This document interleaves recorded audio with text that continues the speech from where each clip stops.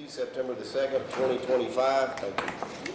It's 9 a.m. Gonzales County Commissioners Court will now be in session. So we'll move into public comment, and in public comment we have two listed.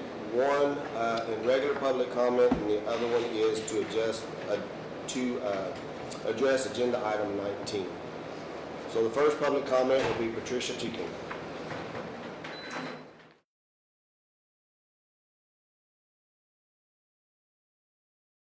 As I read the article in the Gonzales Inquirer, my jaw dropped at the 30% tax increase this court is proposing. I'm a 30-year resident of Gonzales County and a small business owner. I thought, how could a county that has enjoyed extra tax revenue from higher valuations and oil income be asking for taxpayers to give so much extra? The city and school district have asked for reasonable tax increases. What has happened in the county that causes a need for a 30% tax increase? The article said that the county was saving the 3-year without an increase rule for a rainy day. Is it raining? If so, why? We haven't heard anything. We haven't been informed. It mentions service on debt. Did the county take on debt it couldn't afford? We don't know. We haven't been informed. If so, why should we pay for that? Most people have had to revisit their budgets, make cuts where needed, forego spending that they can't afford. Has the county done that? We don't know. We haven't been informed. The county enjoys benefits that most taxpayers only dream of. Benefits like health care and early retirement. Some even have 4-day weeks that include extra holiday hours. Why should we pay for that when we can't enjoy those benefits? Why is the annex costing $11 million? What's the square footage cost on that? It doesn't look like it's that much square footage. A hospital, from what I figured, a hospital would cost half the price per square foot that building is costing. So why should we be expected to pay for things that haven't been even explained to us? We don't know why we're getting a 30% tax increase. Just because you can do it by law doesn't mean you should do it. I propose that the county sits down, writes a proposal with all the reasons for this increase, and put it to the public. Let us know why you would ask for such an increase. Allow us to vote for it. Or tighten the belt, figure out another way. 30% is a permanent tax increase that will be felt over many, many years. And I just feel like it hasn't been explained, and it's a shocking amount. Thank you. We can't address in public comment, but if you'll stay for the meeting, hopefully some of your answers to your question will be given. All right, so we will move to the consent agenda. The following may be acted upon in one motion. A commissioner, a county judge, or a citizen may request an item be pulled for separate discussion and/or item. Gentlemen, have y'all had a chance to go over the consent agenda? Yes. I'll make a motion we approve the consent agenda items 1 through 7. Second. Motion and a second to approve the items 1 through 7 in the consent agenda. Any further discussion? All in favor? Aye. All opposed? Consent agenda passes. Deliberate and consider actions on the following items. Number 8, update from Jimmy Harless regarding drought condition and burn ban status with this excessive amount of rain that we received over the last couple of days. I must admit, Judge, it was the first time that we ever had a burn ban and a flood watch. That was kind of interesting. Unfortunately, the burn ban won. So we're at 621 as of Friday. We are as high in some parts of the county as 680. So I would recommend to the court that we continue the burn ban. Thank you, sir. Yes, sir. Thanks, sir. Everybody good? Burn man, just we'll continue it on until we get some rain, hopefully this weekend again, I don't know. Another chance. Number 9, discuss with action the approval of an exception to the Gonzales County subdivision rules in precinct 3. Yes, sir. Commissioner State, did you by chance look at this on the Gibson property? Yes, sir. All it is a transfer from family members from an adjacent larger tract to a smaller tract. It meets our exemption requirements. There's no intent on the subdivision to circumvent that. It's just a transfer.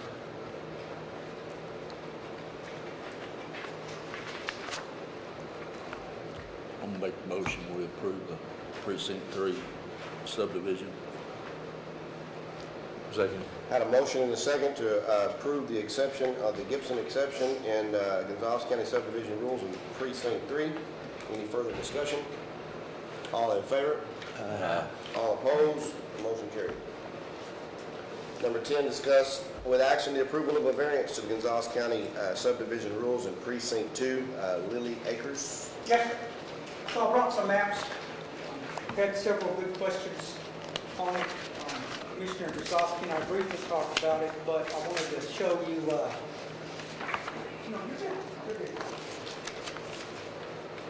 the reason why they've done what they've done. Here's this right here, Commissioners, can you see it? Yes, sir. You went over, you came by the office Yes, and sir, reviewed I it. have. Okay, so this is the track right here.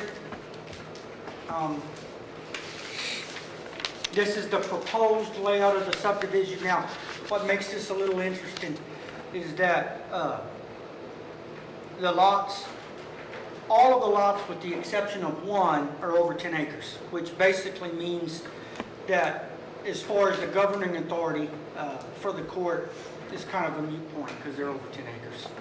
The one remaining tract is 5 acres. And I verified that this morning. The reason that they did the road this way is because of that stock tank right there. Judge, can you see? I'm good. Go ahead. That stock tank right there and a pre-existing entrance already that's been permitted in the past from TxDOT, because this is off the TxDOT road. That's why they wanted to continue with the entrance right here, which then left the 5-acre tract. Okay, so these are all the remaining ones, and I talked to them about an all-weather road, about the cul-de-sac size for fire trucks and EMS, about addressing each one of these lots. But this is the question that the court has, is the 5 acres. So in my opinion, we can do it two ways.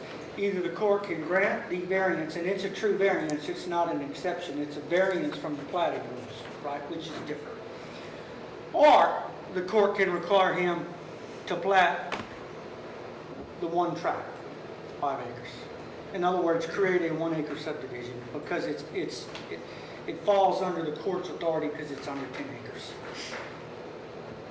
Now, I must tell you that if, and he's never said that, the developer's never said that, but if for some reason we were to say, okay, you got to plat that 1 acre, he could come back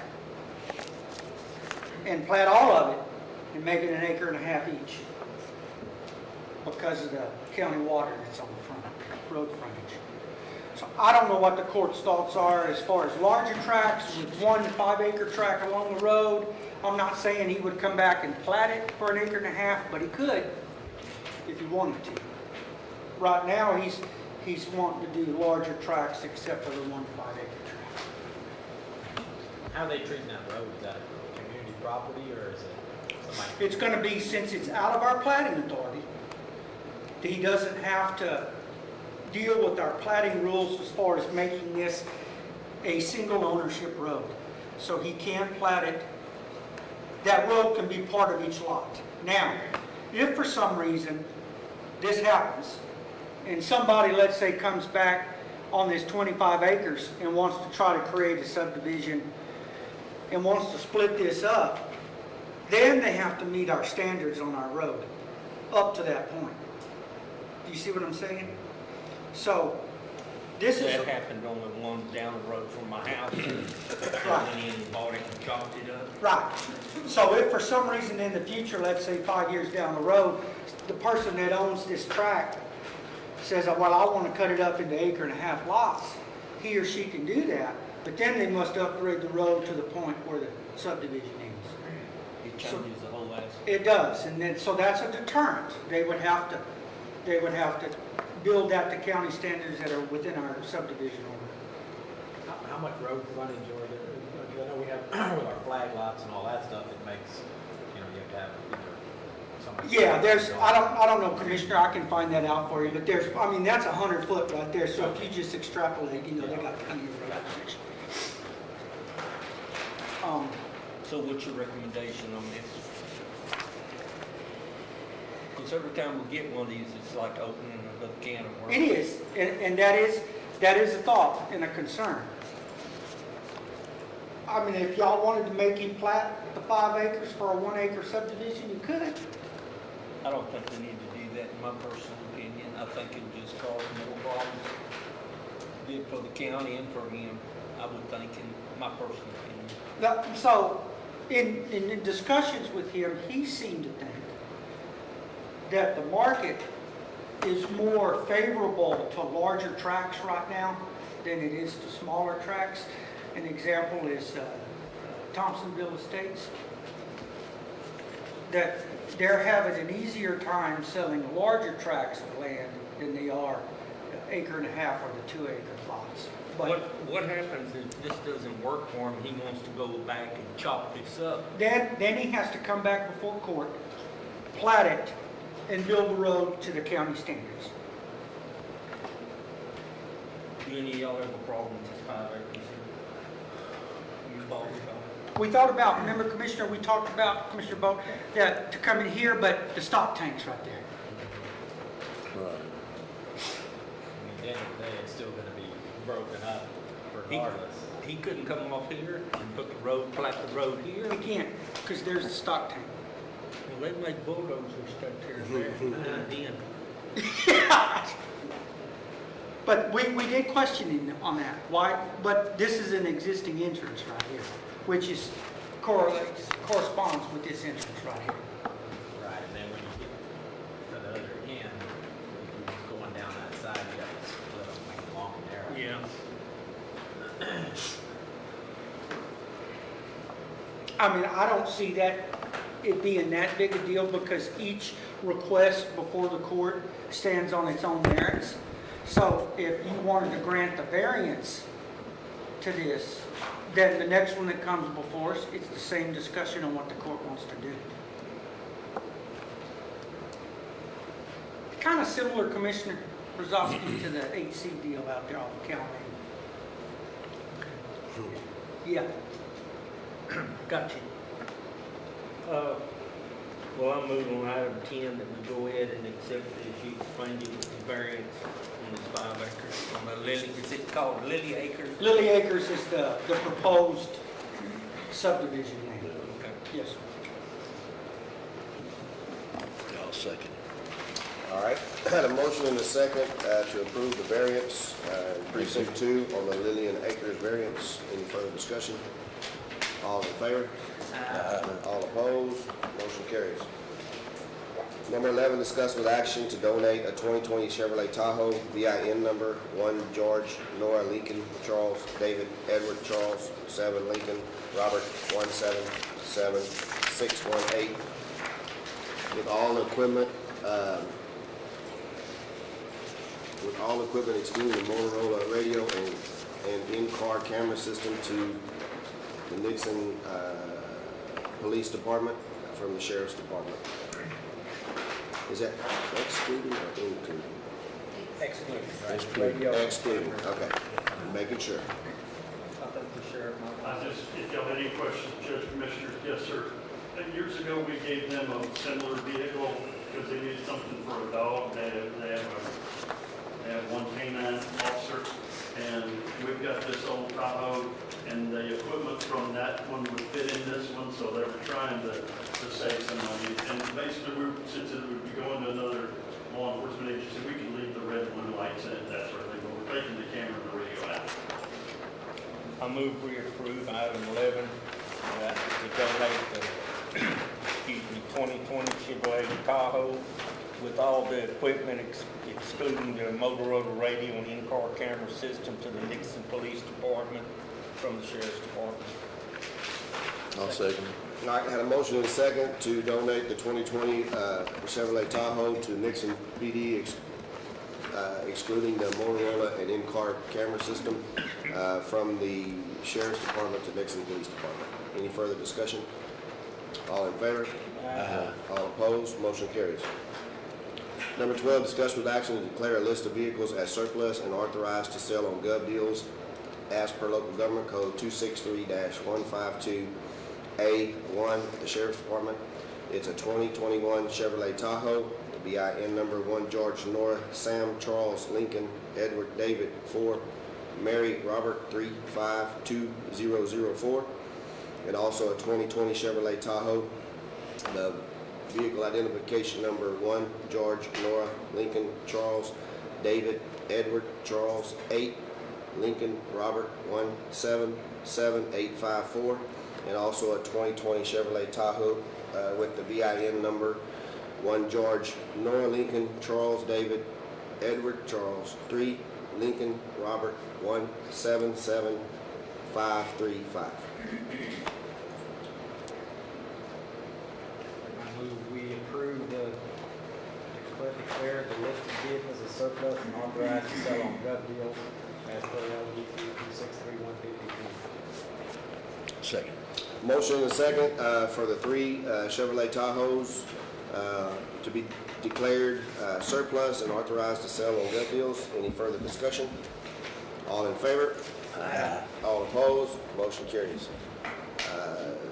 13, open the public hearing for the 2025-2026 Gonzales County proposed budget according to local government code 111.007.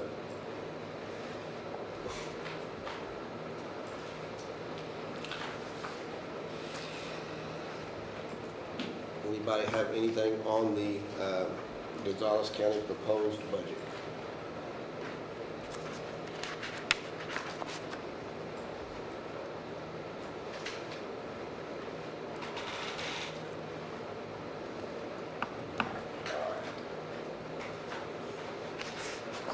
No comments on the proposed budget, so we will move to 14.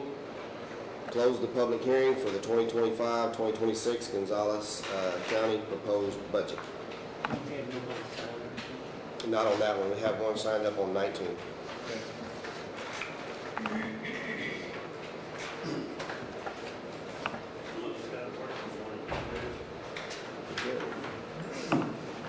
Number 15, to set the salaries, expenses, and allowance for elected county and precinct officials, local government code 152.013. It's a proposed salary increase for elected officials, and I do want to touch base on that this is not changing the actual salaries of the employees. This is just a one-time for this year for the employees. We feel that all of our employees in Gonzales County are very valuable to Gonzales County, and they keep us in the position that we are. And basically what it comes out to is it's $1,000 per employee for the year, and it does not go towards their salary, so it's not going to be a salary increase other than a one-time payment. And all employees across the board. All the employees across the board. One time is fine. One time, it's like a stipend or not, yeah. Judge, 1,300. Well, it's 1,300, but it comes out to 1,000 after taxes. We wanted to make sure that for like Christmas time or whatever, the employees would have something there because we were not able to give an actual raise through the year this year. But we did want to take them into consideration and give them something.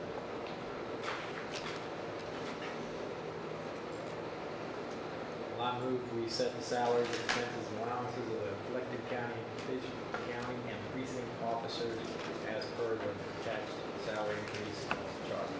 Second. Motion and a second for the proposed salary increase for the elected officials. Any further discussion? All in favor? Aye. All opposed, motion carries. 16, consider and make changes to the proposed fiscal year 2026 budget that the Commissioners Court considered warranted by law and required by the interest of the taxpayers. Sean, do you have any Yes, changes? there was two, one of them, I just changed the name of a line from part-time to overtime for Constable 4.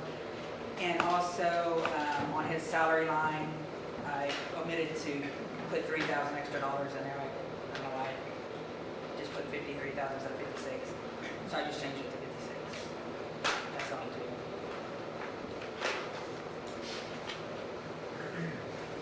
I approve we make the changes to the proposed fiscal year 2006 budget for the Commissioners Court.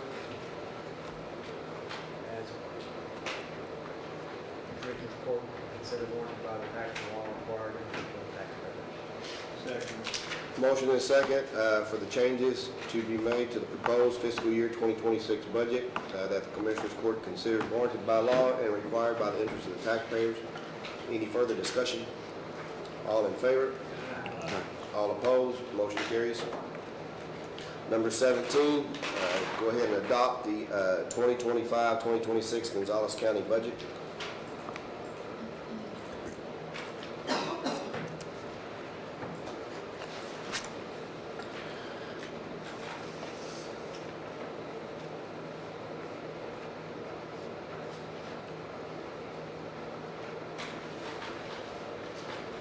I move we adopt the 2025-2026 Gonzales County budget. Second. Motion and second to adopt the 2025-2026 Gonzales County budget. Any further discussion? All in favor? All opposed? Motion carries. Number 18, discuss with action to ratify the increase in the Gonzales County fiscal year 2026 budget and revenue from property taxes, which will be more than the previous year.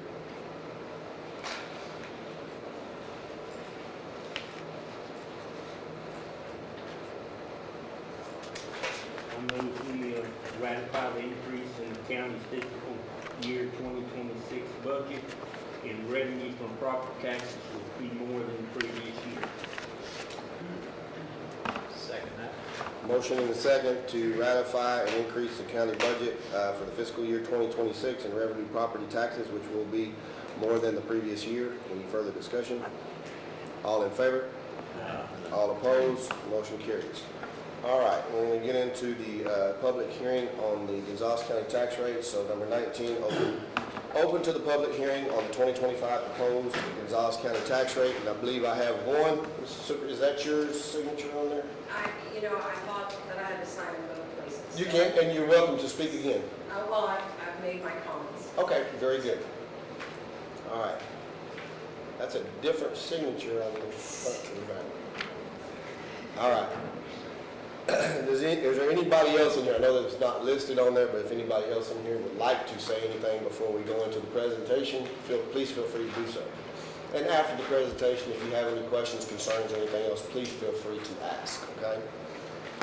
All right. So we're going to go into a PowerPoint that I had set up. I'm going to start off by saying that in Gonzales County, since I have been county judge, we have continued to go with the no new revenue rate each and every year due to the fact that there was no debt towards the county. Actually, when I first came in to office, I think there was like $90,000 worth of debt that was actually paid off that year during my first term. With that being said, we had continued each and every year to continue to go with the no new revenue rate in order not to increase any of the taxes. So basically, if you're keeping up with the legislation and everything else now, they do allot a 3.5% allotted to counties, that the county, if they are in any type of, I won't say crisis or any type of debt, then they can elect to do a 3.5% above whatever that year's tax base is going to be. Each and every year since I've been here, except for this year, we have never went with the 3.5 increase. However, for keeping up with the legislature now, they are addressing the 3.5% increase to lower that to a 2.5% increase where the county could not go up any more than that. So the things that a lot of people understand, which I didn't 100% understand until I became county judge, is that taxpayers end up having to pay for an awful lot of stuff. A lot of this stuff is blamed on the counties when you actually have to push it back towards the state. Because the state governs the people that do your appraisals, and we don't have any control over the appraisals.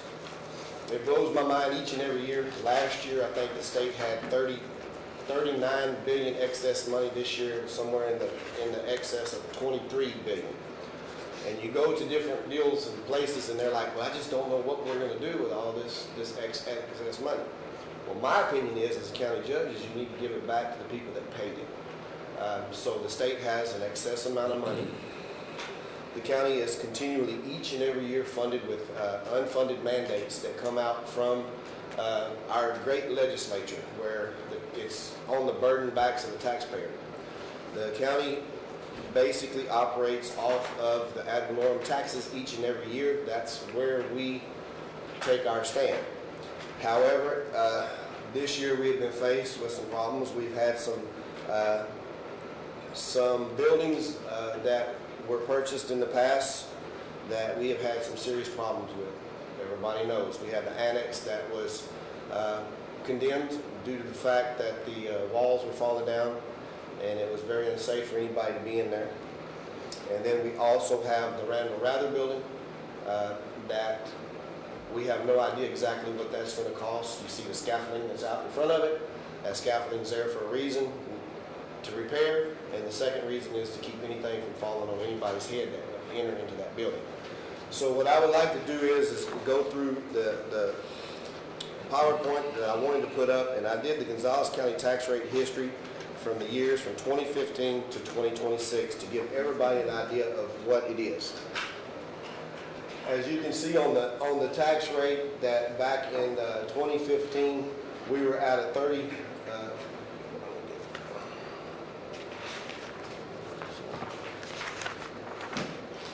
We were at a tax rate of 30.45 cents. Now that on a $100,000 impact to a person without counting any type of exemptions that you may have or being over 65, then you're looking at the tax rate that year, which was 0.3045, which means that on $100,000, I'm just using 100,000, so it's just across the board. You can figure out from there. On a $100,000 home, that would have cost you for that year $304.50. 2016, the tax rate went up to $34.49, which increased it to $344.90. 2017, the tax rate was 0.5086, which was an extreme jump. That was before my time. I don't know any of the reasoning behind that or whatever the case may be. Your taxes that year was $508.50. And 60 cents, I'm sorry.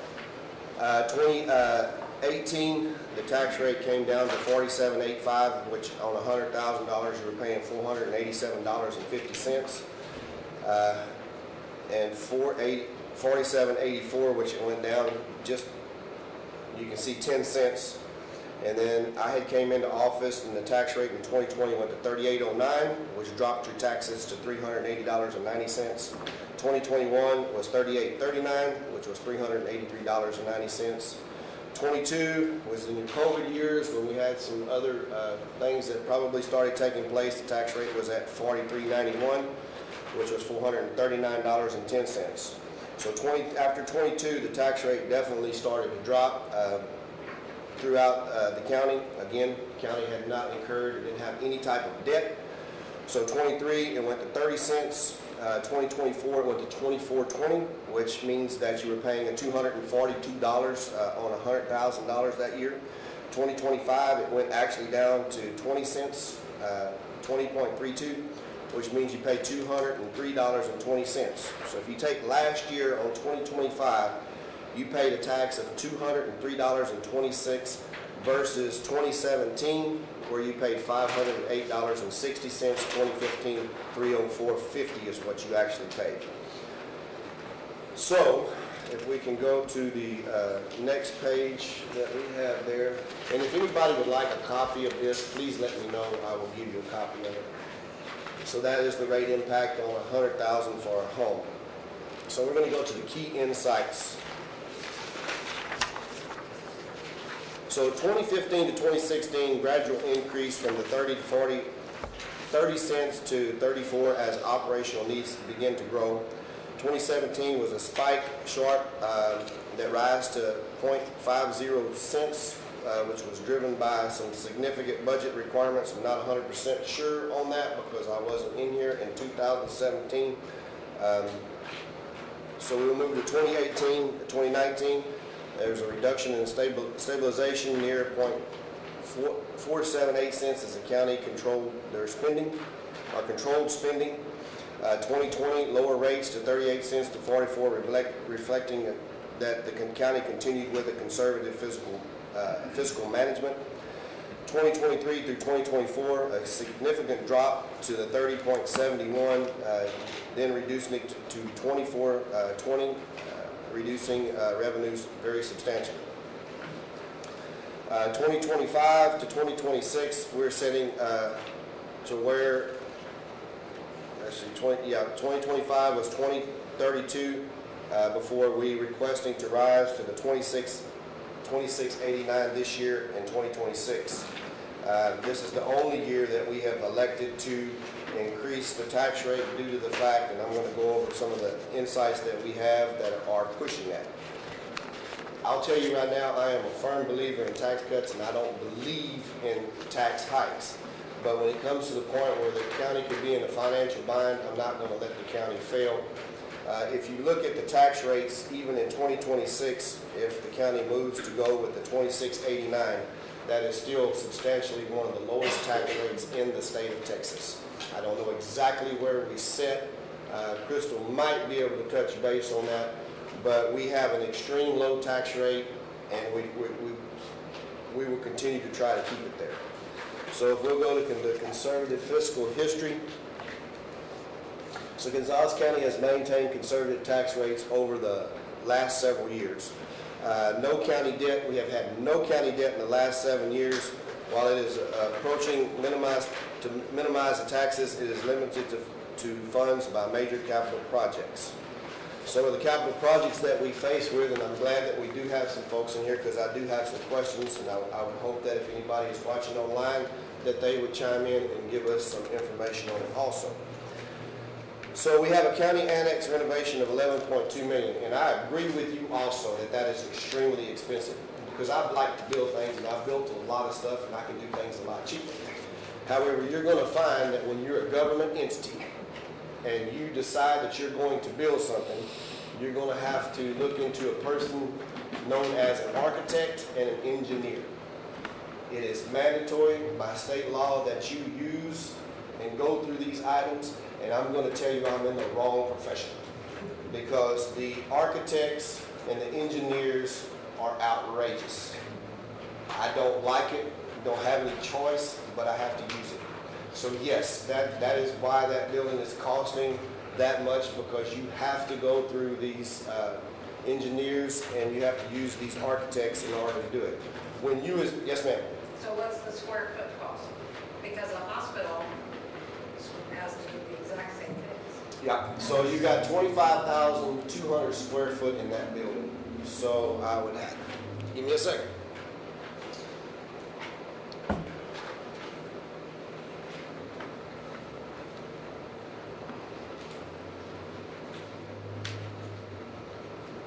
It's a lot of numbers.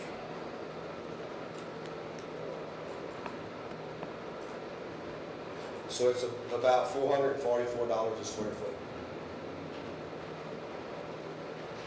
And believe me, we went through a lot of different places to try to get to where we had to be, but that's where we stand. I know what a hospital costs. I know we do have numbers like what a jail costs, and I know those are really, really significantly high costs. Yep. Usually a commercial building's under 300 per square foot. Commercial buildings have to do that too. That is an outrageous amount of money.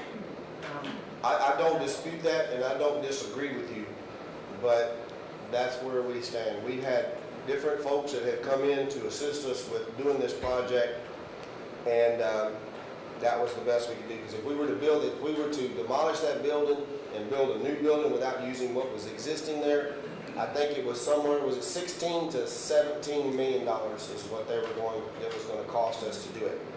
I don't agree with it either, but I have found that as a government entity, on anything that you do or anything that you build, there are serious things that are set on you by law that you have to follow. Not that I agree with it, but that's where we stand. So we look at the Randall Rather building also. I'm still waiting to figure out, we're all waiting to see how much it's going to cost to refurbish that building.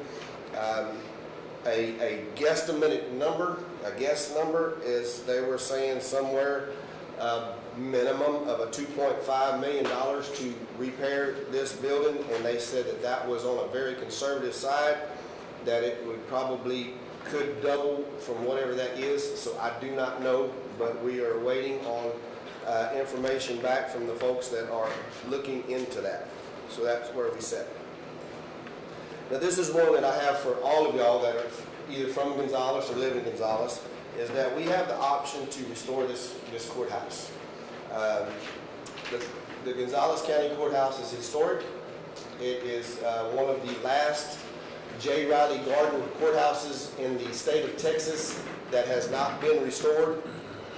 Again, it's not cheap to do that. However, just would like people to understand that there's people that come from all over the world, which I was lost for words to see the people that come just to look at the courthouse and to tour it. So the courthouse is beautiful, yes, but it has a lot of problems with it at this time. We've had windows and glasses that have fell out. Thank God nobody was under there and got hit by glass. The windows need to be replaced. We have an extreme amount of water infiltration on any type of flood, even though we didn't get this last flood, Jimmy. But we have a serious amount of water that's in the basement where we have to pump it out. So over the years, the Commissioners Court has done a good job in trying to keep up and maintain it. However, a lot of stuff you can't do on a historic courthouse without the consent from the Texas Historical Commission. You can't just go rebuild a window because it has to be to the specs of the THC. You have to use the type of material or whatever that is allotted for it, and that's not a cheap thing. However, as county judge, I've had the opportunity to sit on the bench as a judge in this courthouse, and I also had the opportunity to sit in that dangerous chair over there as a witness with the highway patrol.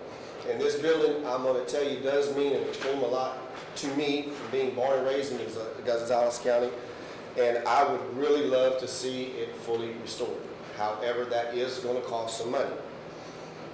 We're still not 100%, but it looks like the courthouse restoration project would be around 15+ million. That's what they're trying to tell us. However, we're fighting back and forth with them. The THC has came in and offered a grant, and we have the ability to receive a $10 million grant from THC, but it's still going to be a portion that Gonzales County taxpayers would have to pay. I mean, this is an icon in Gonzales. When you come to Gonzales, you have the beautiful courthouse that's here, and then the old jail over there that does need a lot of work on it. But those two go hand in hand with a lot of history. So with that being said, I would like to know from the people that live in Gonzales County and the taxpayers in Gonzales County, I would hope that you would want to restore this courthouse, because I do. And that's just a thought that's out there. So that's another project that we're looking at. So we're looking at the courthouse renovation for the annex. I'm sorry, not the courthouse, but the county annex renovation. We know that that's 11.2 million. We got a tax note for that where you do not have to go to the voters. And we went out for a tax note. It's a 7-year tax note. My goal is to pay that note off before the 7 years is over with. That's me, because I don't want to sit with debt in the county. We got debt in the county that does nothing but pose problems. And depending on what the legislature does or anything else, bad things or something that happened on some type of a hurricane, whatever the case is, I don't want the county to be in a financial burden. And I'll do everything, and along with these guys up here, everything in our power to keep that from happening. The Randall Rather building, I have no idea what that's going to cost us at this time. It is a beautiful building, but it does have some flaws, and we do not need nobody to walk under that building and something fall on their head and get hurt.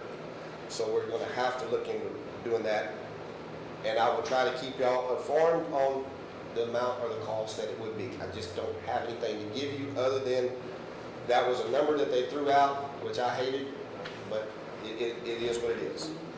To restore the courthouse, we have been trying to put back money to make the county match.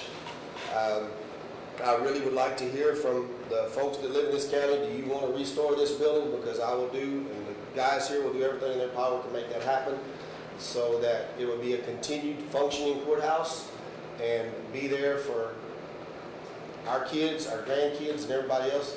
This building is pretty amazing. And then the other thing on the last one, and I know the sheriff is sitting over here, and we're sitting here, that the need for a new jail is having to come in the near future. And that is expensive. A new jail, just guesstimating, Sheriff, correct me if I'm wrong, you're looking at $60 to $80 million for a new jail. And that's something that we're going to have to consider. Our jail that we have here is 96 beds that we have here, and we have spent probably $350,000 plus this year in having to house prisoners in other counties due to the fact that our jail is not big enough and we can't turn them loose. And I know that the county attorney's office and everybody is working as tough as they can to try to get these people out of jail. However, it doesn't work. Then you have the problem where you have, we're holding prisoners for TDCJ, that if they don't pick them up. Finally now, the legislature said that we can be reimbursed for some of them, but we still have to hold them 45 days before we can turn them out. So then when you stop and think about it, on top of the $350,000 or so that we have spent for housing out, then you got to figure out that we've got to send deputies, jailers, and everybody else vehicles to go pick them up, to bring them back to court, and then to take them back. That all just adds up. And we're paying a lot of money. I'm going to tell you my thoughts. Y'all may like it, you may not. But if we were to build a new jail, and I know the sheriff doesn't like it because he knows where I'm going with this, but I would like to build a jail big enough where we would have 50 plus extra beds in our jail that we would not need, that we could actually utilize to if we did it to the federal government, feds to hold federal inmates, or either like we're having to pay other counties to hold ours, we could hold them. That way, you would have a 50-bed option there that would be an income that would come into the county that possibly in the future would help offset some of the expenses and pay it off sooner, because you're going to get paid. Now, I know if you go with federal folks that house federal prisoners, I do believe that they pay you whether there's a head in the bed or not. They want the 50 beds, so they have it there. So that's a thought. My second thought is the old jail, which we have now that the sheriff currently uses. I have thought, in my mind, is to put that to make that into a county juvenile detention facility. So that's another cost that is incurred that the taxpayers have to pay. Is we have to send our juveniles to Seguin, we send them by Houston, just depending on where we can find a bed for our juveniles that need to be detained. That gets to be expensive. You're looking at probably about $300 a day to send that juvenile to that facility. First stint is a 10-day stay. If they end up staying another term, it would be 15 days. So you're looking at 25 days times $300, which gets expensive. If we were able to turn the old jail into a county facility where we would have a place to hold our kids and have a place that we would know we could send our kids, that would save the county some money. Yet we could also have that so that other people would be able to send their juveniles, and we would take care of them just like we send them to any other facilities. Those are thoughts. With that being said, that would be a generating capital that could actually help offset possibly a jail or whatever the case may be, because there's not just a whole lot of use that you can do with that old jail. It's already there. It would take some time to set it up to fix it, but anyway. So those are the capital needs. And we'll go into the summary and community impact. As you know, tax rates have fluctuated significantly with a sharp reduction in the recent years. While we continue to use a conservative approach to minimize the taxes, it has limited the county's ability to address the infrastructure needs. You are aware of the infrastructure needs that are here. I'm sorry that that has happened to us. We're stuck with it, and we've got to fix it. Major capital projects ahead, which we've touched on, is including the courthouse renovation. For those of you that are interested in the courthouse renovation, I would love to hear from you. The more support I have, is the better the support for the commissioners to be able to make a decision how to move forward on that. The annex renovation, it should be done hopefully July 2026. And the other thing is why we had to push that building to get it fixed, is that if we end up for the courthouse, if we do the courthouse, we're going to have to move everything over to the annex for a period of time, which will take about 2 years to do the courthouse, and then we would move it back. So in the new annex, we will have a district courtroom, a commissioner's courtroom, all of the offices, a holding cell. There's a lot of extra stuff. I know that you're saying it is a little bit more, but there is a lot more. We have an actual holding cell that's in there. We have probation department will be in there, juvenile probation, adult probation. We'll have a records archives, because I don't know if y'all know it, but they classified this building in a flood zone, so we can't put anything in the basement. Jimmy did that. But, yeah, Jimmy on the flood zone. But anyway, we would have to move the courthouse over to the annex. Once the courthouse is restored, then we would move back. And then some of the offices that are over there, we have it designed to where we can, it won't take a whole lot to change that, to put whatever offices or whatever we may need in there. So that's kind of where we stand on that one. Potential jail construction, that's something that we're just going to have to look at. Just for your information, that if we did do a jail, I would want to do it at the least amount of time so that we could pay it off. And if we had the items where we had extra prisoners that we would hold, and the juvenile detention facility where we would make money, we could pay it off sooner. However, if you looked at, this is off the top of my head guesstimating, I think if I figured it on $80 million, that would change the tax rate 11 cents for 20, I think it's 20 years is what it is. So then you would be looking at I don't think the 26 cents is not going to be here forever. I think we're going to be able to get back down next year to where we need to be. I just don't want the county to be in any type of financial bind. That's my biggest deal, because I have no idea what the round-and-round bill is going to cost. But even if you were at 20 cents to 22 cents and you add 11 cents to it, you're looking at 32 cents. And on 32 cents on $100,000, basing it on that, you would pay $320 a year for those that don't have the exemptions or whatever the case would be. That's an average of what you would pay. Now, I did do some picking around, and I'm not trying to pick on any other counties, but a lot of people may want to know. I tried to pull some figures up from Lavaca County. Their tax rate this year is 54 cents. So that's $540 on $100,000. DeWitt County looks like they're going to be somewhere around 38 to 39 cents. Wilson County is about 41, 47. These are numbers that I just pulled up this morning, I may be a little bit off, but this is a guesstimate. Fayette County is at 41 cents, Caldwell County 43, Guadalupe County at 33. The only compatible one to us is Karnes County, and it looks like they're somewhere around the 20 to 22 cents, which that's about where Gonzales would be if we did not have the debt that we're facing. All right. Adjustments to the tax rate may be necessary to maintain the essential services and protect the community assets. Transparent communication and community engagement are vital to building trust and support. And I want everybody to know that my door is wide open. My telephone, you can call me. I will call you back. I will sit down in a meeting with you. I do not like to raise taxes, but I have to do, in my opinion, what's best for the county to try to get this to be as paid off as soon as possible to get the tax rate to where we need to be. I don't like to pay taxes either.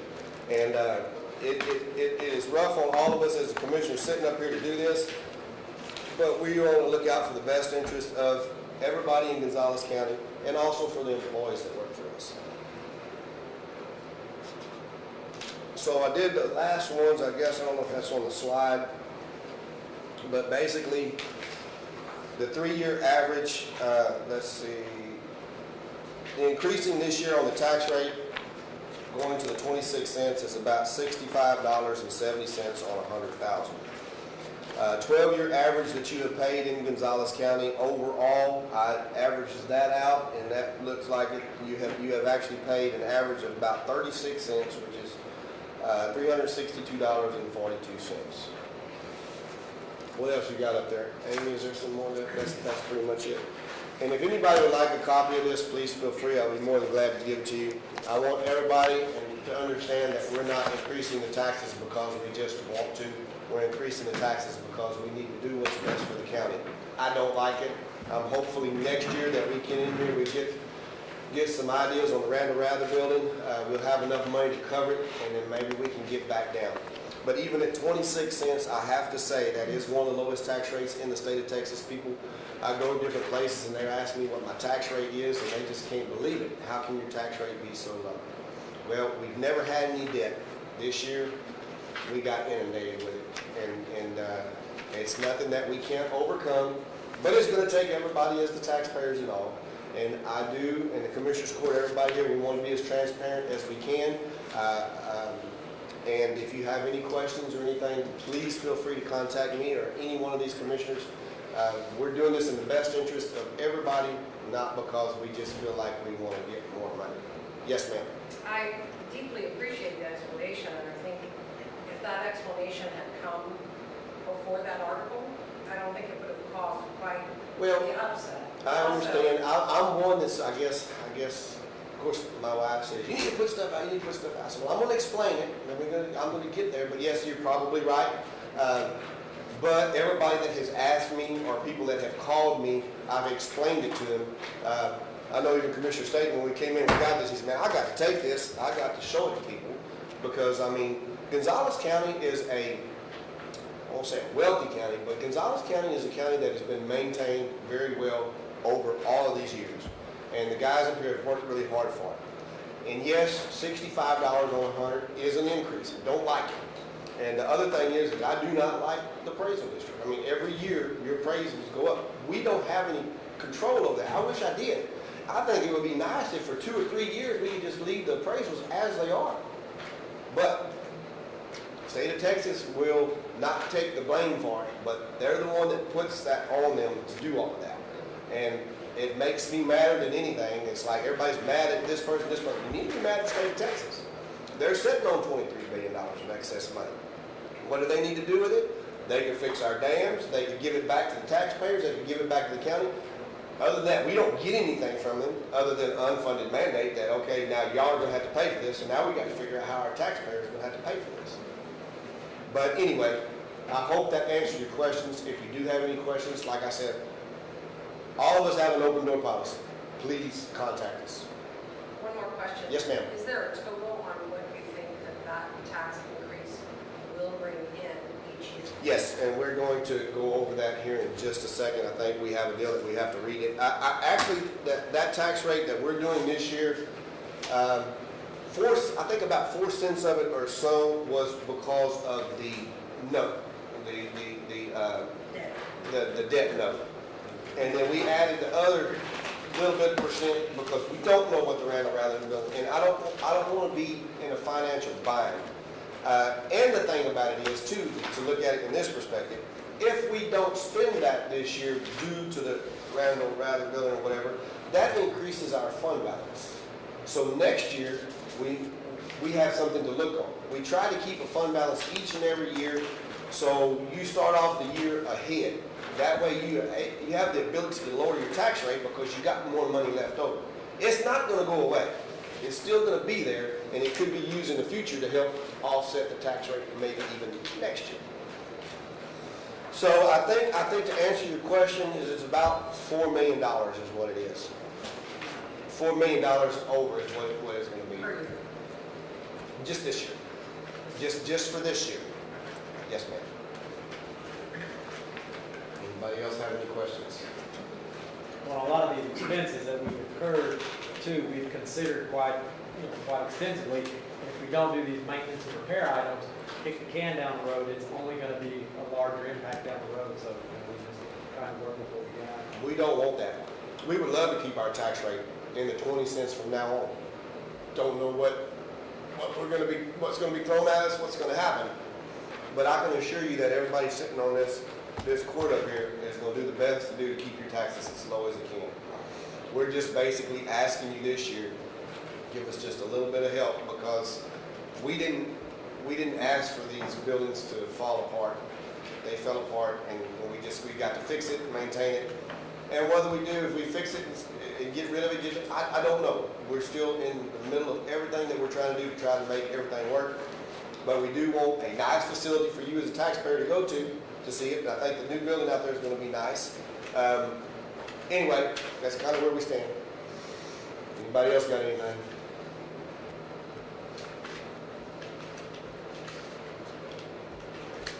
All right. Well, thank y'all very much for putting up with me and listening to me on the deal. I just want you to understand that everybody sitting on this table up here is fiscally conservative. We don't want to do anything that we don't have to do, but we kind of just had the point where we've been forced our hand that we have to do it.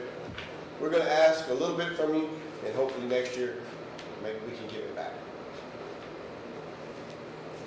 All right.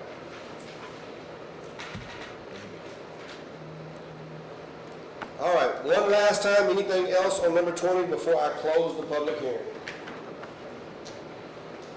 All right, number 20, we're going to close the public hearing on the 2025 proposed Gonzales County tax rate. Does anybody want a copy of any of this? If you do, please let me know, and my office will get that to you. All right, number 21, adopt the 2025 M&O and I&S tax rate for Gonzales County.